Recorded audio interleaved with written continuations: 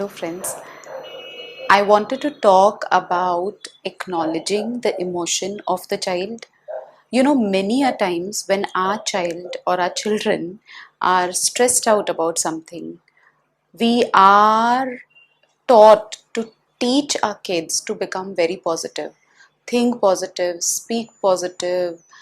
Very good. I mean, we of course want to speak positive, but it doesn't mean that we do not acknowledge the emotion. What I mean by that, I would like to elaborate. So, if a child, this is, I mean, I keep sharing this part about acknowledge the emotion for the child and let the child sit with that emotion for some time and let him learn that he can come out of that emotion. Now, that is very important. What do I mean by that? One parent who works with me and she takes my services mentions that her son was very, very disturbed by the cracker sound, and earlier she used to say things like, it's okay, don't be scared, it's fine, you have to be brave, you're a good boy, and stuff like that. And now, when I spoke about a lot of acknowledging of emotions, she said, and she did what is called parallel talking. She spoke on behalf of the child and she said, I know you're scared. I know that this sound is hurting your ears. It is very painful for you. And Mama's here with you, supporting you, and it's okay. So, what I'm saying is, I'm not telling the child to feel, okay, come out of that emotion. Don't stay in that uncomfortable emotion. No, no, no, no, no, no. Come out, come out, come out, come out. I want to solve this behavior. I don't want the child to cover his ears. I'm not getting into all of it. What I'm trying to tell you is if the child is feeling uncomfortable, I label that emotion for the child so that the child knows what he's feeling.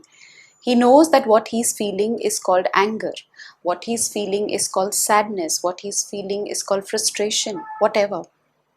The child will learn the emotional vocabulary when we use it for our kids and when we use it for ourselves also, when we model it, the kid will use it.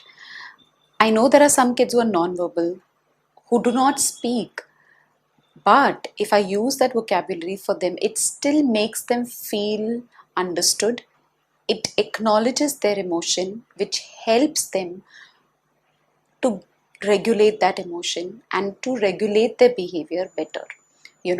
So the point that I'm trying to convey is that if my child is uncomfortable, I do not get into this panic mode myself as a parent, trying to stop the emotion from expressing, trying to tell the child that, stop crying, stop shouting.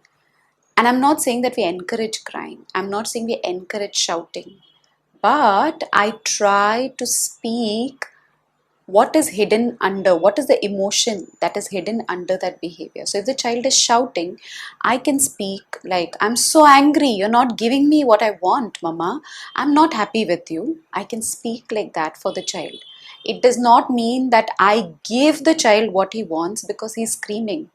What I'm only trying to tell you is I acknowledge the emotion. The child has to know that what he is feeling is called anger or sadness or fear or whatever. So that is very, very critical. I remember one more child who came to my clinic and she was very restless. She was not very happy that day. She had seen a cupboard full of toys and she really wanted to explore the toys. And her mom wanted her to comply and to listen and to participate in evaluation, which was the reason why they came to meet me.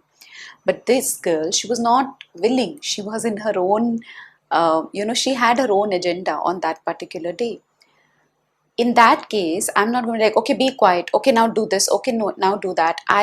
We go ahead and we speak for the child that, Mama, today I don't want to listen to this auntie. There are so many toys and so many books. I want to explore. I want to see what is there in those books. I want to read those books, Mama. Please allow me.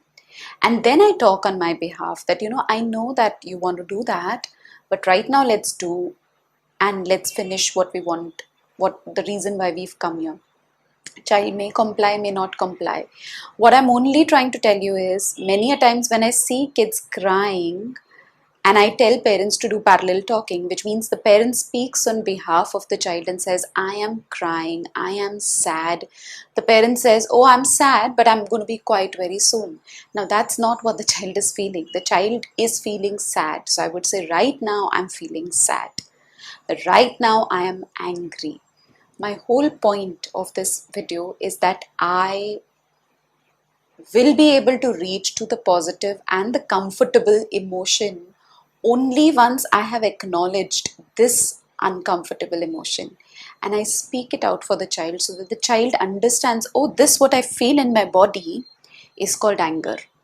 Oh, this tightness that I feel in my heart is called sadness, So I want that rather, I would recommend that you label and you acknowledge the behavior of your child, acknowledge the emotion of your child, and that is a big step.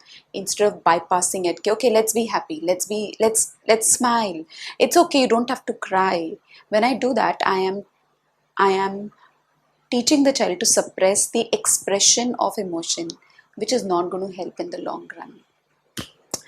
I hope I've explained this small little point well, and I hope you do this and follow it with your child, and do share in the comments how it helped you and your child. Thank you.